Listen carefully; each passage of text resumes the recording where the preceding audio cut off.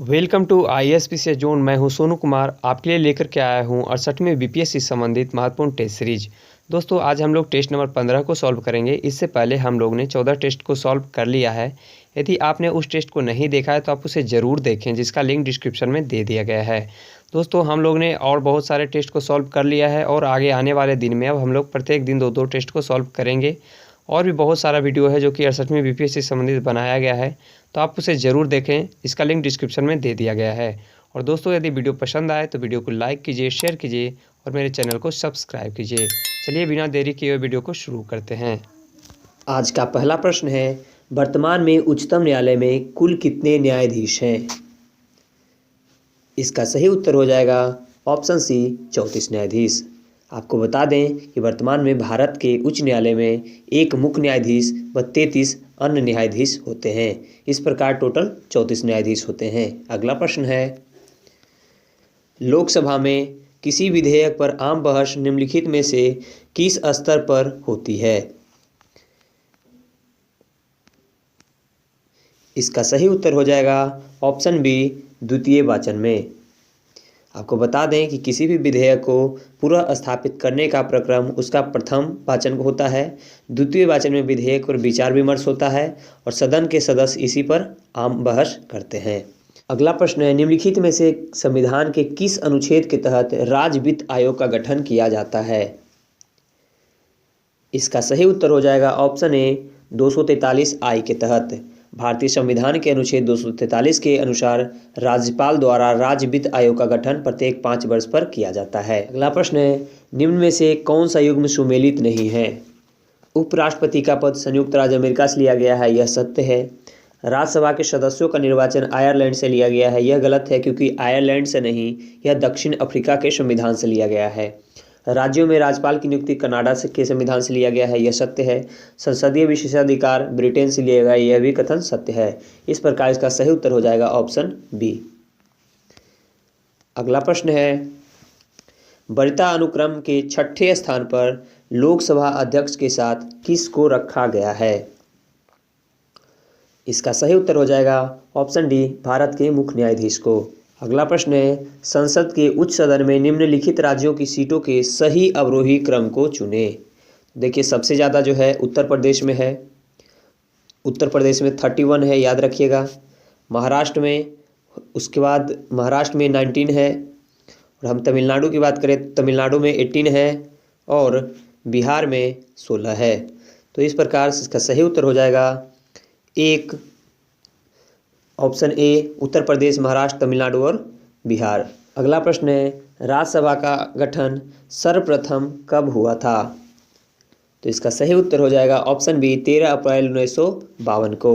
राज्यसभा का गठन 13 अप्रैल 1952 को हुआ था तथा इसकी पहली बैठक 13 मई 1952 को हुई थी। अगला प्रश्न है, एक उच्च न्यायालय का न्यायाधीश अपना त्यागपत्र संबोधित करता है। इसका सही उत्तर हो जाएगा ऑप्शन ए राष्ट्रपति को। अगला प्रश्न है, निम्नलिखित में से किसने संविधान के भाग 3 में उल्लेखित अनुच्छेद 32 को संविधान का आत्मा कहा है?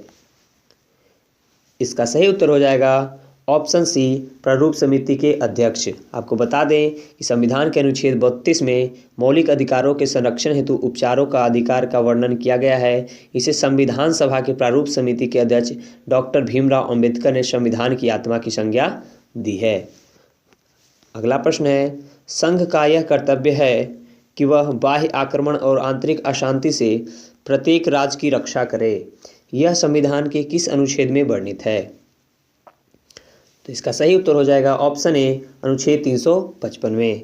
आपको बता दें कि संविधान के अनुच्छेद 355 में यह उल्लेख किया गया है कि संघ का यह कर्तव्य है कि वह बाह्य आक्रमण और आंतरिक अशांति से राज्य की रक्षा करेगा। अगला प्रश्न है, भारत के प्रजातंत्र इस तथ्य पर आधारित है कि जनता को सरकारों को चुनने और बदलने का अधिकार प्राप्त है। अगला प्रश्न है, निम्नलिखित में से कौन से ऐसे भारत के राष्ट्रपति हुए जो पद पर रहते हुए मृत्यु को प्राप्त हो गए? तो पद पर रहते हुए यदि मृत्यु की बात करें तो वे थे डॉक्टर जाकिर हुसैन और मोहम्मद फखरुद्दीन अहमद। ये दोनों जो थे इनका मृत्यु पद पे रहते हुए ही हुआ था। इस प्रकार इसका सही उत्तर हो जाएगा ऑप्शन ई। अगला प्रश्न है, निम्न में से किसे राज्यपाल नियुक्त तो कर सकता है लेकिन उसे उसके पद से हटा नहीं सकता है? तो इसके बारे में हम आपको बता दें कि राज्य लोक सेवा आयोग के अध्यक्ष एवं सदस्य तथा राज्य निर्वाचन आयोग के अध्यक्ष की नियुक्ति राज्यपाल के द्वारा की जाती है। राज्य लोक सेवा आयोग के अध्यक्ष एवं सदस्यों को हटाने की शक्ति राज्यपाल के पास नहीं है, बल्कि यह राष्ट्रपति का अधिकार है।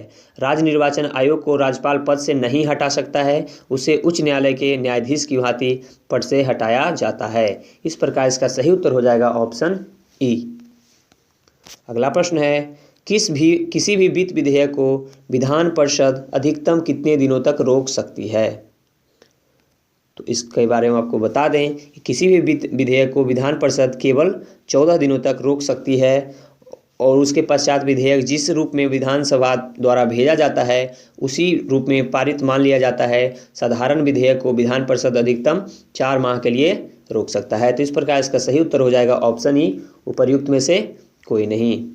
अगला प्रश्न है, भारत में एकल संक्रमणीय मत प्रणाली का प्रयोग किया जाता है? तो इसका सही उत्तर हो जाएगा एकल संक्रमणीय मत प्रणाली का प्रयोग जो है राज्यसभा के चुनाव में व विधान परिषद के चुनाव में किया जाता है। इस प्रकार इसका सही उत्तर हो जाएगा ऑप्शन ई। अगला प्रश्न है, निम्न में से कौन सा गुण ध्वनि तरंगों में विद्यमान नहीं है? तो इसका सही उत्तर हो जाएगा ऑप्शन ए, ध्रुवण। आपको बता दें कि ध्रुवण प्रकाश तरंगों में होता है, ध्वनि तरंगों में नहीं होता है। अगला प्रश्न है, मोल्ड निम्न में से किसके अंतर्गत आते हैं?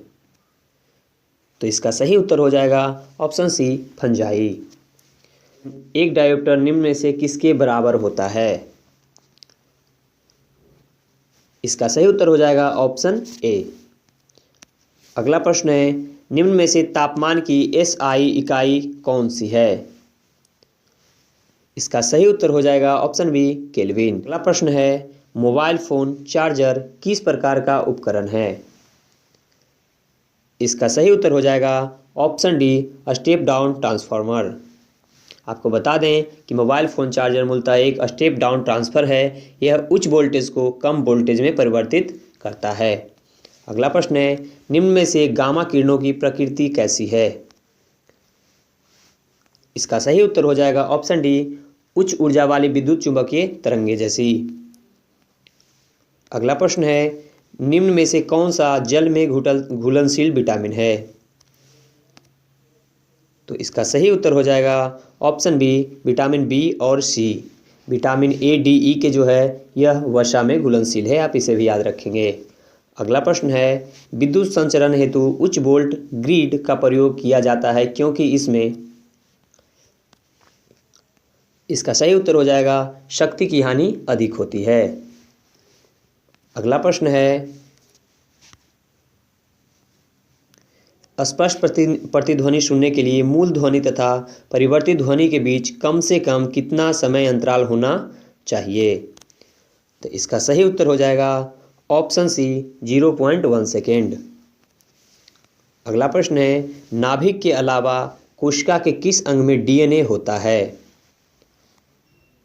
इसका सही उत्तर हो जाएगा ऑप्शन ए, माइटोकॉन्ड्रिया और बी, हरितलवक, यानी ऑप्शन ए। इस प्रकार इसका सही उत्तर हो जाएगा ऑप्शन ए, माइटोकॉन्ड्रिया और हरितलवक में। अगला प्रश्न है, जैव उर्वरक के रूप में प्रयुक्त होने वाला जलीय फर्न है। इसका सही उत्तर हो जाएगा ऑप्शन बी, एजोला। आपको बता दें कि नीलहरित शैवाल एक अति सूक्ष्म प्रोकैरियोटिक शैवाल है, जबकि एजोला एक जलीय फर्न होता है। दोनों सहचारी हैं और मिलकर अच्छी उर्वरकता प्रदान करते हैं। अगला प्रश्न है, निम्न में से किस में फॉर्मिक अम्ल यानी मिथेनोइक पाया जाता है? तो मिथेनोइक चींटी, बिच्छू, मधुमक्खी ये सब में पाया जाता है। इस प्रकार इसका सही उत्तर हो जाएगा ऑप्शन ई। अगला प्रश्न है, विभिन्न फसलों के लिए मिट्टी में मौजूद सूक्ष्म पोषक तत्व निम्नलिखित में से कौन सा है? तो इसका सही उत्तर हो जाएगा ऑप्शन ए, मैंगनीज। श्वसन किस प्रकार की दहन क्रिया का उदाहरण है?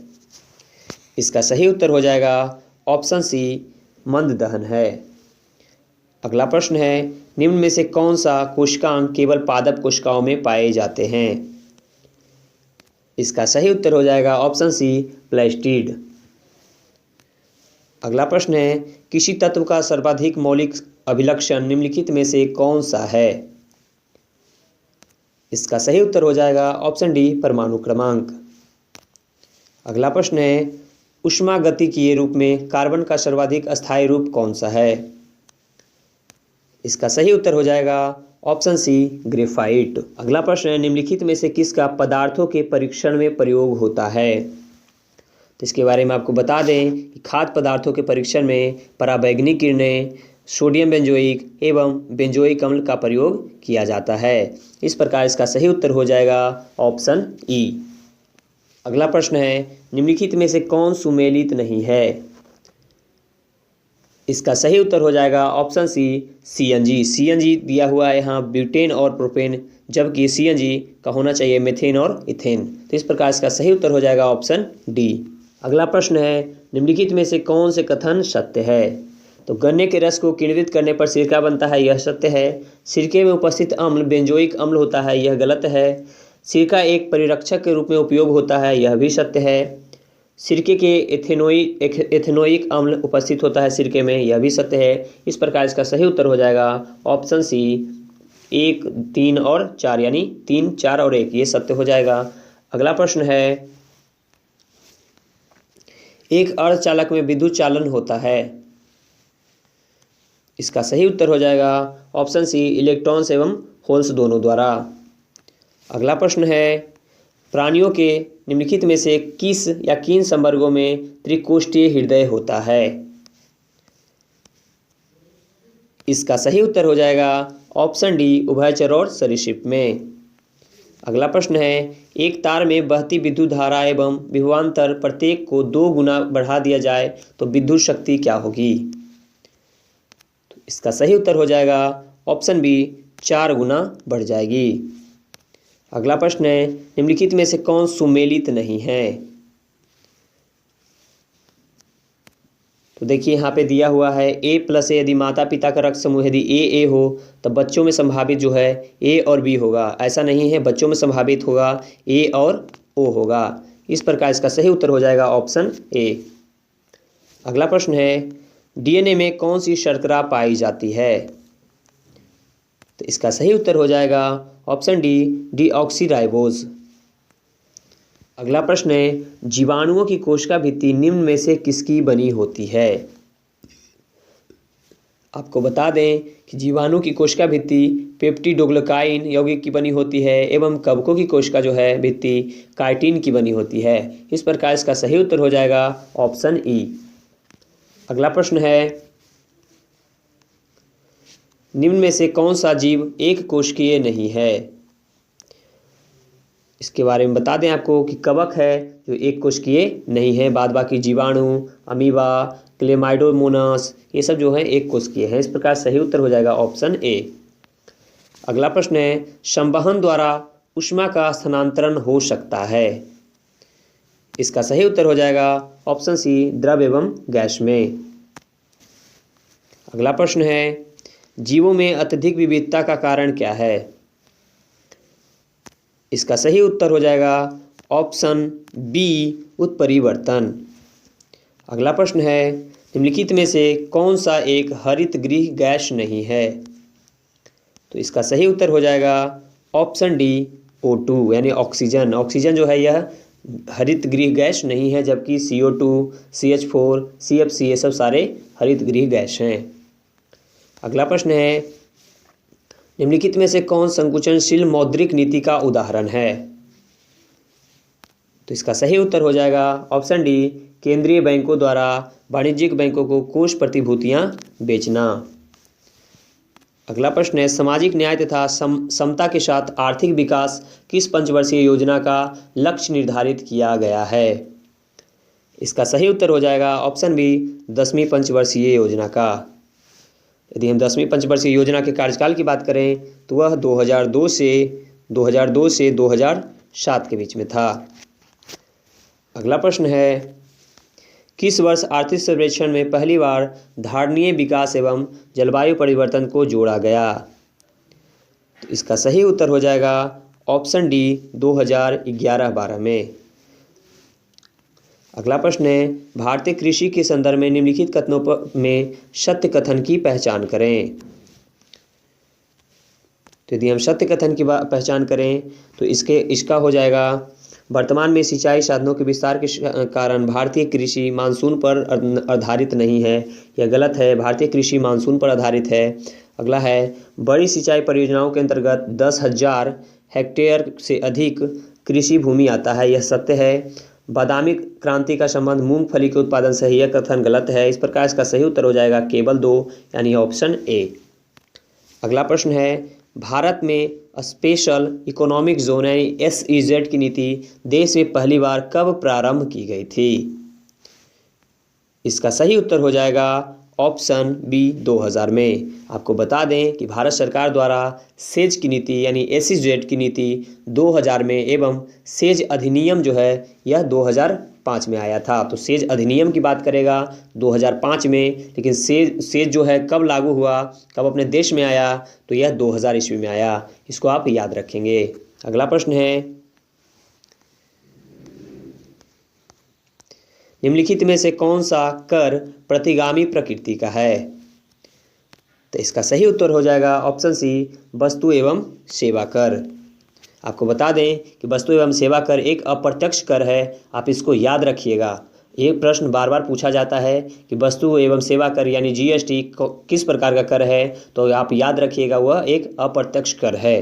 अगला प्रश्न है, निम्नलिखित में से कौन युग्म सुमेलित है? यदि हम इसके सुमेलन की बात करें तो PR खन्ना समिति जो है यह NPA की रूपरेखा में परिवर्तन हेतु है, यानी यह कथन सत्य है। अगला है, RB गुप्ता समिति कृषि ऋण क्षेत्र में सुधार हेतु है, यह भी कथन सत्य है। तीसरा है, PR नायक समिति लघु एवं मध्यम उद्योगों के हेतु संबंधित है, यह भी कथन सत्य है। अभिजीत सेन समिति जो है लंबी अवधि के लिए खाद्य नीति तैयार करना, यह भी सत्य है। इस प्रकार इसका सही उत्तर हो जाएगा ऑप्शन ई। अगला प्रश्न है, निम्नलिखित में से किसके मध्य या का संबंध फिलिप्स वक्र द्वारा दर्शाया जाता है? तो इसका सही उत्तर हो जाएगा ऑप्शन ए मुद्रास्फीति एवं बेरोजगारी को। अगला प्रश्न है, प्रधानमंत्री जीवन ज्योति योजना के बारे में असत्य कथन की पहचान करें। तो इसके बारे में हम आपको बता दें, इस योजना के लिए 18 से 50 वर्ष की आयु के लिए सभी व्यक्ति पात्र होंगे, यह जो है सत्य है। इस बीमा योजना की प्रीमियम राशि 330 रुपये वार्षिक है, यह भी सत्य है। इस योजना में जोखिम कवरेज 2 लाख रुपये का है, यह भी सत्य है। इसकी शुरुआत वर्ष 2015 में हुई थी, यह भी कथन सत्य है। इस प्रकार इसका सही उत्तर हो जाएगा उपर्युक्त में से कोई नहीं। अगला प्रश्न है, निम्नलिखित में से कौन संघीय बजट 2022-23 की 4 प्राथमिकताओं में शामिल है? तो हमें यदि इसके शामिल होने की बात कहें तो यह है PM गति शक्ति, यह उसमें शामिल है। समावेशी विकास भी उसमें शामिल है। उत्पादकता संवर्धन और निवेश, उदीयमान अवसर, ऊर्जा क्रांति और जलवायु परिवर्तन पूरक कार्य, ये सारे इसमें शामिल हैं। निवेश का वित्त पोषण, यह भी उसमें शामिल है। इस प्रकार इसका सही उत्तर हो जाएगा ऑप्शन डी 1, 2, 3 और 4। अगला प्रश्न है, निम्न में से किस या किन उपाय या उपायों के द्वारा सरकारी घाटे में कमी की जा सकती है? तो इसका सही उत्तर हो जाएगा करों में वृद्धि अथवा व्यय में कटौती से सरकारी घाटों में कमी की जा सकती है, यानी इसका सही उत्तर हो जाएगा ऑप्शन ई। अगला प्रश्न है, निम्नलिखित में से सत्य कथन कौन सा है? तो हम यदि इसके सत्य कथन की बात करें तो मुगल सम्राट द्वारा स्वतंत्र रूप से नियुक्त बंगाल का अंतिम सूबेदार या नवाब मुर्शिद कुली खां था, यह कथन सत्य है। मुर्शिद कुली खां ने अपनी राजधानी ढाका से मुर्शिदाबाद कर दिया, यह भी कथन सत्य है। मुर्शिद कुली खां ने भूमि बंदोबस्त में इजारेदारी प्रथा आरंभ किया, यह भी कथन सत्य है। इस प्रकार इसका सही उत्तर हो जाएगा ऑप्शन सी 1, 2 और 3। अगला प्रश्न है, निम्नलिखित में से कौन भारत का एकमात्र यहूदी वाइसराय था? तो इसका सही उत्तर हो जाएगा option D Lord reading. Lord reading जो था वह एकमात्र यहूदी वायसराय था। इसके यदि हम कार्यकाल की बात करें तो इसका कार्यकाल 1921 ईस्वी से लेकर के 1926 ईस्वी के मध्य था। आप इसको भी याद रखेंगे। अगला प्रश्न है, निम्नलिखित वर्गों में से किसने 1857 के विद्रोह में भाग नहीं लिया था?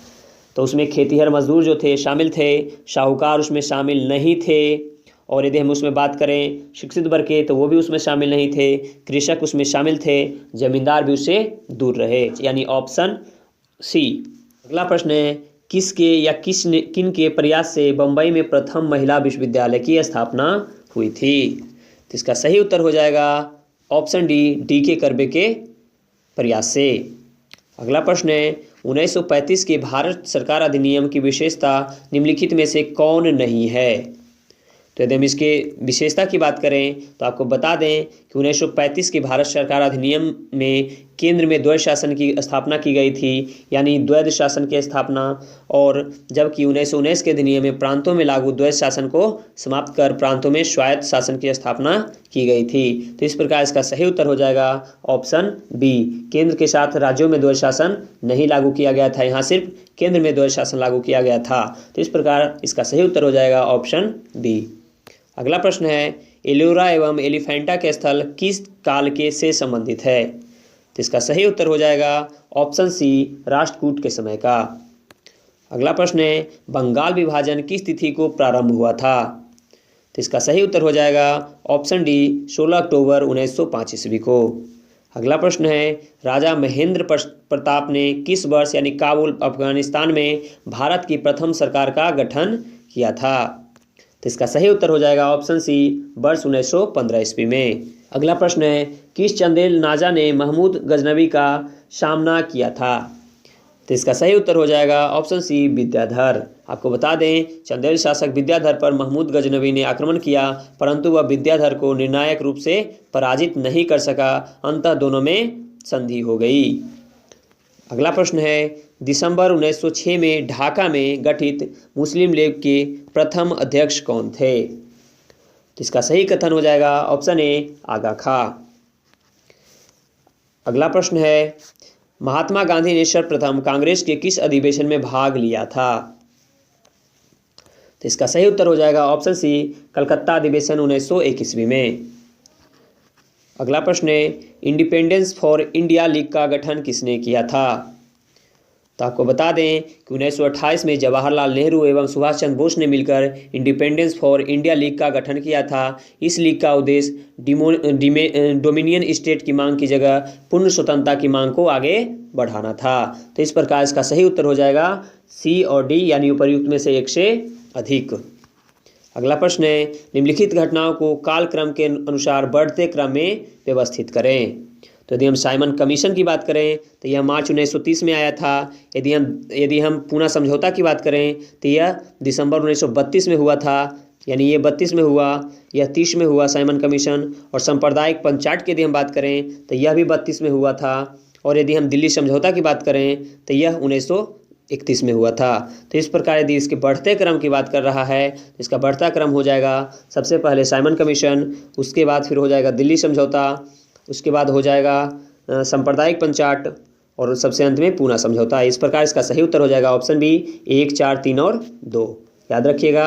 अगला प्रश्न है, सुभाष चंद्र बोस द्वारा स्वतंत्र भारत की अंतरिम सरकार की स्थापना की गई थी।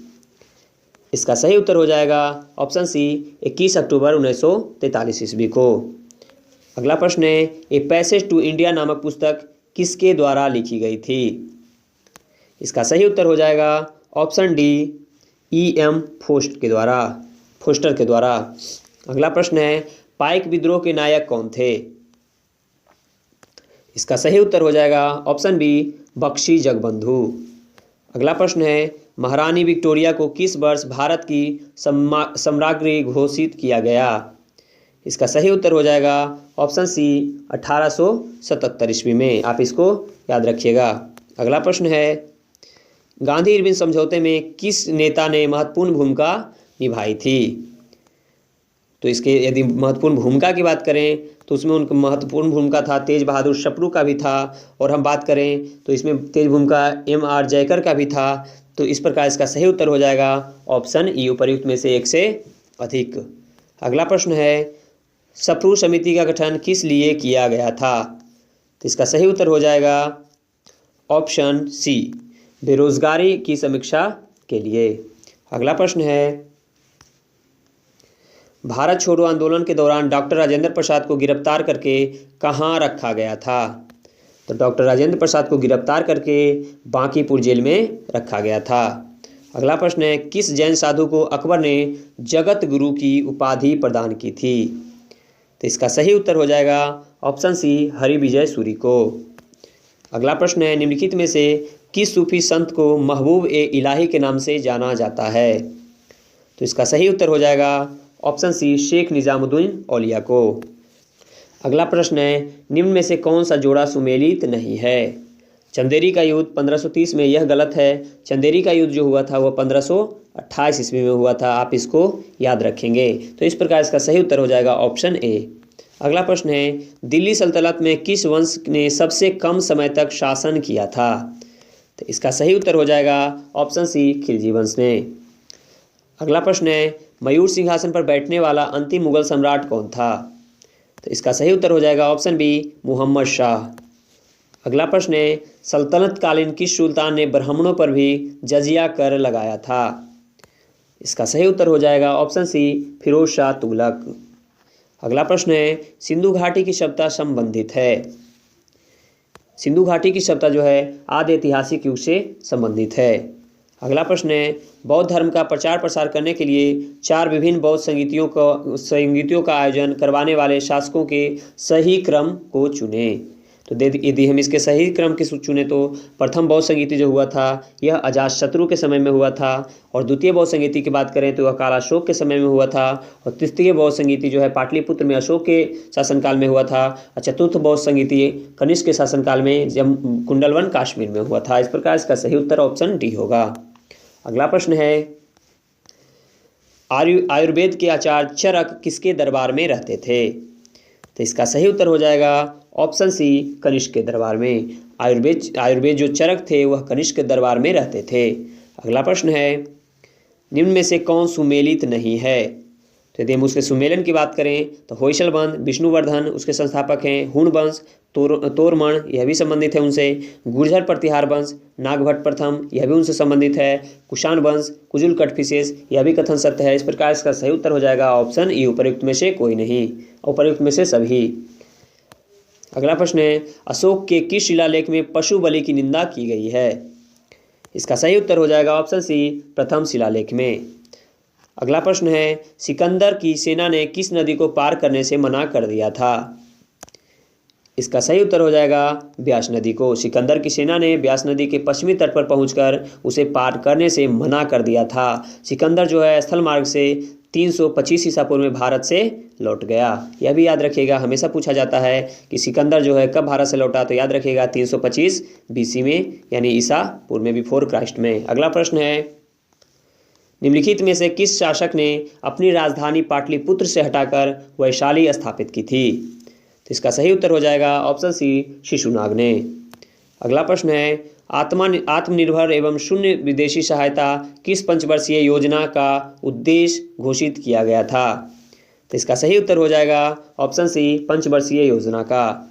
आपको पंचवर्षीय योजना का कार्यकाल की बात करें तो यह 1974 से लेकर के 1978 के बीच में चला था, तो आप इसको याद रखिएगा। अगला प्रश्न है स्वतंत्र भारत की प्रथम औद्योगिक नीति किस वर्ष घोषित की गई थी? यह बहुत ही इंपॉर्टेंट प्रश्न है, आप इसको याद रखिएगा। स्वतंत्र भारत की प्रथम औद्योगिक नीति जो है 6 अप्रैल 1948 को घोषित किया गया था। अगला प्रश्न है निम्न में से कौन मुद्रास्फीति के नियंत्रण की विधि नहीं है? तो यदि हम इसके नियंत्रण की विधि की बात करें तो इसका सही वस्तुओं की राशनिंग यह इसको नियंत्रण की विधि है। ब्याज दर कम करना यह इसके नियंत्रण की विधि नहीं हो सकता। मुद्रा की आपूर्ति पर नियंत्रण यह भी सत्य है। मांग पर नियंत्रण यह भी सत्य है। इस प्रकार इसका सही उत्तर हो जाएगा ऑप्शन बी। अगला प्रश्न है निम्नलिखित भारतीय वित्तीय संस्थानों को उसकी स्थापना के कालक्रम के अनुसार बढ़ते क्रम में व्यवस्थित कीजिए। तो यदि हम इसके गठन की बात करें तो एफसीआई का गठन जो है 1948 में हुआ था, आप इसको याद रखिएगा। और यदि हम औद्योगिक और वित्तीय पुनर्निर्माण बोर्ड की बात करें तो इसका गठन जो हुआ था 1987 में हुआ था। और यदि हम बात करें भारतीय लघु उद्योग विकास निगम का यानी सिडबी का बात करें तो सिडबी का गठन 90 में हुआ था। और यदि हम आईडीबीआई का बात करें तो आईडीबीआई का गठन जो है 1964 में हुआ था। तो इसका सही उत्तर हो जाएगा ऑप्शन बी 2, 4, 1 और 3। अगला प्रश्न है, निम्न में से किस जीएसटी यानी वस्तु एवं सेवा कर के दायरे से बाहर रखा गया है? निम्न में से किसे जो है जीएसटी के दायरे से बाहर रखा गया है? तो यदि हम जीएसटी के दायरे बाहर की बात करें तो पेट्रोलियम को भी रखा गया है, बिजली को भी इससे बाहर रखा गया है, मानव उपयोग के लिए जो है अल्कोहल इसको भी इससे बाहर रखा गया है, और रेडियम जो है कपड़ा इसको इसमें रखा गया है। तो इस प्रकार इसका सही उत्तर हो जाएगा ऑप्शन ई उपर्युक्त में से एक से अधिक। अगला प्रश्न है, किसी एक वित्तीय वर्ष के लिए केंद्र सरकार का बजट घाटा क्या प्रदर्शित करता है? तो इसका सही उत्तर हो जाएगा वह धनराशि जो केंद्रीय बैंक से सरकार को उधार लेनी पड़ती है, इसलिए इसका सही उत्तर हो जाएगा ऑप्शन ए। अगला प्रश्न है, निम्न में से किसका संबंध भुगतान संतुलन के संदर्भ में पूंजी खाता से नहीं है? तो इसका सही उत्तर हो जाएगा ऑप्शन ए सेवाएं का। किसी भी प्रकार के सेवाओं को चालू खाता के अदृश्य मद में के अंतर्गत रखा जाता है, इस प्रकार इसका सही उत्तर हो जाएगा ऑप्शन ए।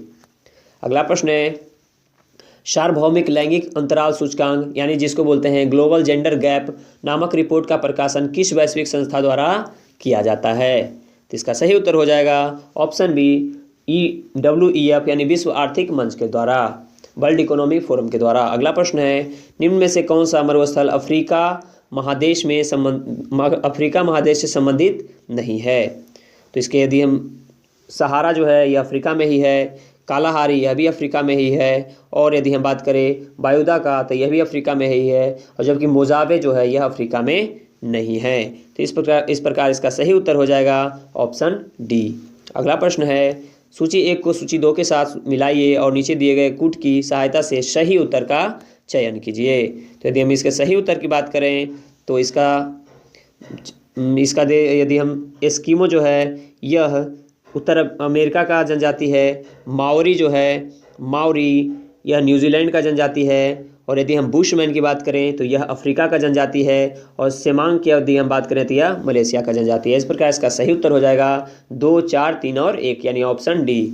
अगला प्रश्न है, निम्न में से कौन सी जल संधि इंग्लिश चैनल व उत्तरी सागर को आपस में जोड़ती है? तो इसका सही उत्तर हो जाएगा ऑप्शन सी डोबर जल संधि। अगला प्रश्न है, निम्न में से किस जिला में बूढ़ी गंडक नदी की लंबाई सबसे अधिक है? तो यदि हम बूढ़ी गंडक की सबसे अधिक लंबाई की बात करें तो वह पश्चिमी चंपारण में है, आप इसको याद रखिएगा। अगला प्रश्न है, निम्न में से किस जिला की सीमा रेखा की लंबाई पश्चिम बंगाल से सबसे कम स्पर्श करती है? तो यदि हम इसके सबसे कम स्पर्श की बात करें तो वह हो जाएगा पूर्णिया जिला का। अगला प्रश्न है, निम्नलिखित में से किस राज्य में सर्वाधिक पाइराइट पाए जाते हैं? तो इसका सही उत्तर हो जाएगा ऑप्शन ए बिहार में।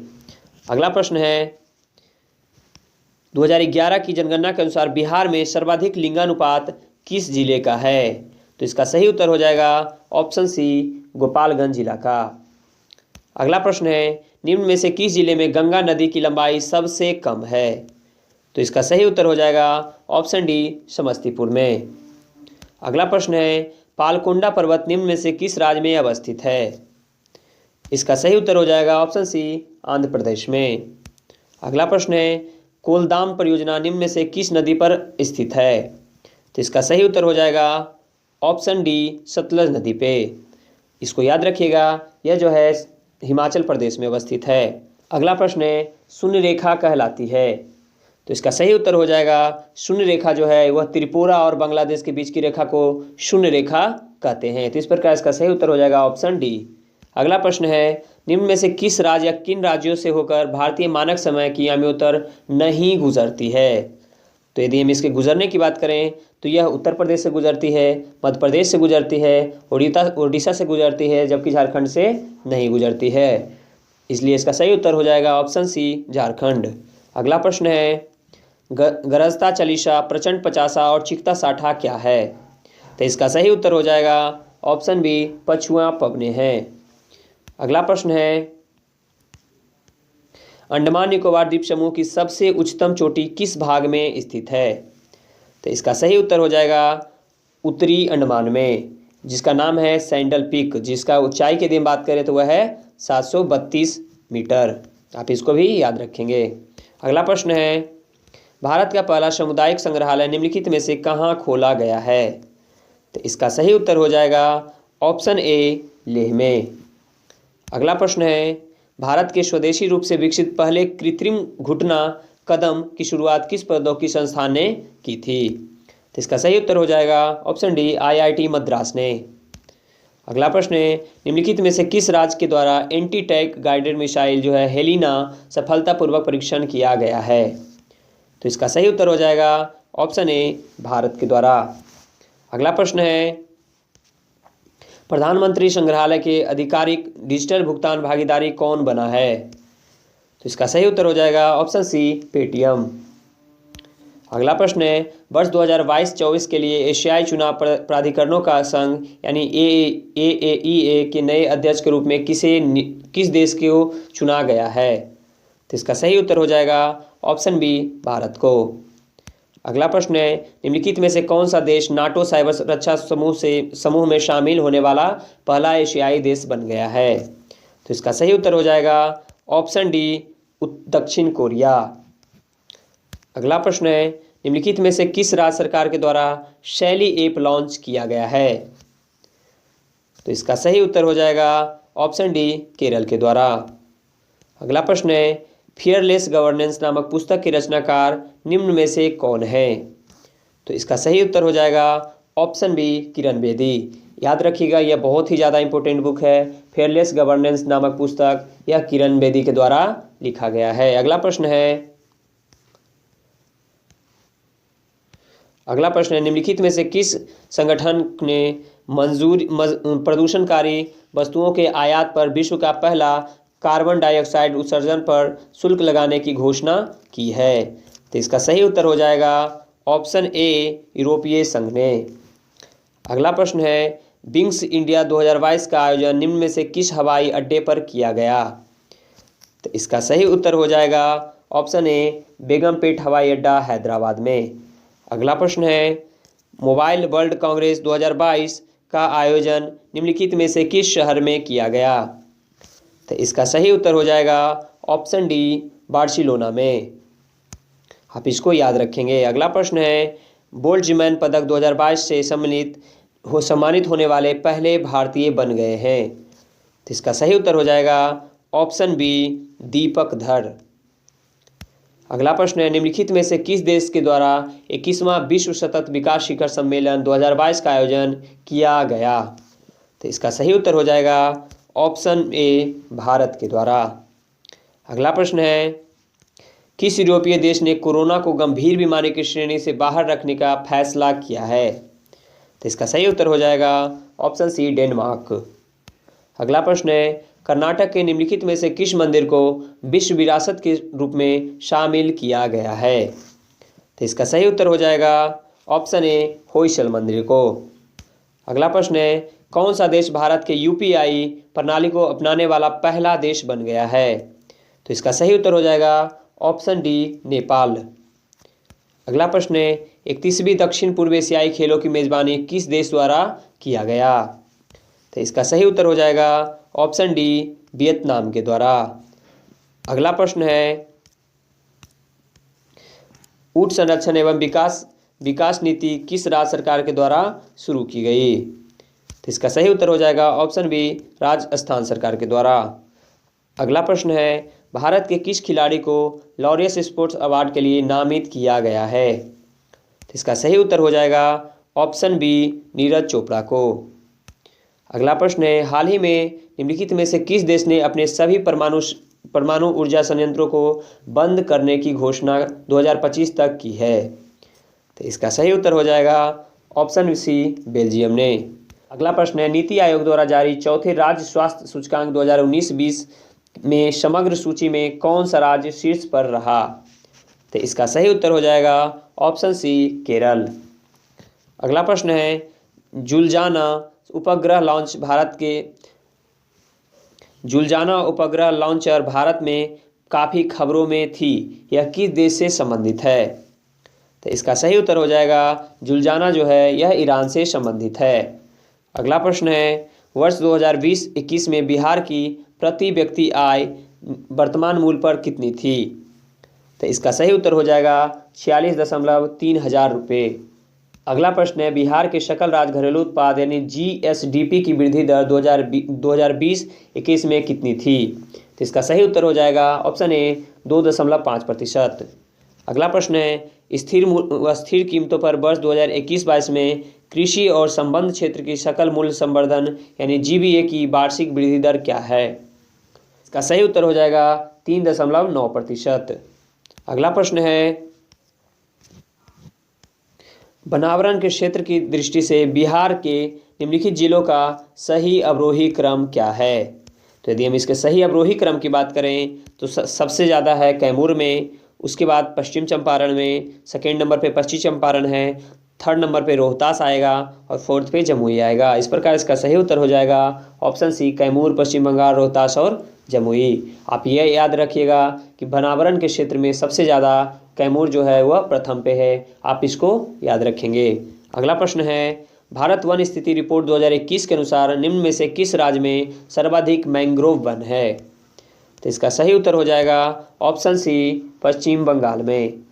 सुंदरबन का जो डेल्टा है वो मैंग्रोव के ही क्षेत्र में आता है। अगला प्रश्न है, अगस्त 2022 में भारत ने किस देश के साथ एमएसएमई क्षेत्र को बढ़ावा देने में सहयोग पर 2 समझौता ज्ञापनों पर हस्ताक्षर किया है? तो वह किया है मॉरिशस के साथ, याद रखिएगा ऑप्शन बी। अगला प्रश्न है, काठमांडू नेपाल में आयोजित SAFF महिला चैंपियनशिप 2022 का खिताब किस देश ने पहली बार जीता है? तो इसका सही उत्तर हो जाएगा ऑप्शन ए बांग्लादेश। दोस्तों, प्रश्न संख्या 141 से 150 तक जो है वह गणित का दिया हुआ है। इसका सॉल्यूशन हम आपको टेलीग्राम में प्रोवाइड करा देंगे, तो आप वहां से इसको मिलान कर लेंगे। और इसमें आपके कितने प्रश्न सही हुए हैं आप कमेंट करके बताइए, और वीडियो आपको कैसा लगा यह भी कमेंट कीजिएगा। और वीडियो पसंद आए तो वीडियो को लाइक कीजिए, शेयर कीजिए और मेरे चैनल को सब्सक्राइब कीजिए ताकि मुझे भी मोटिवेशन मिलता रहे। तो चलिए मिलते हैं हम अगले वीडियो में, तब तक के लिए जय हिंद।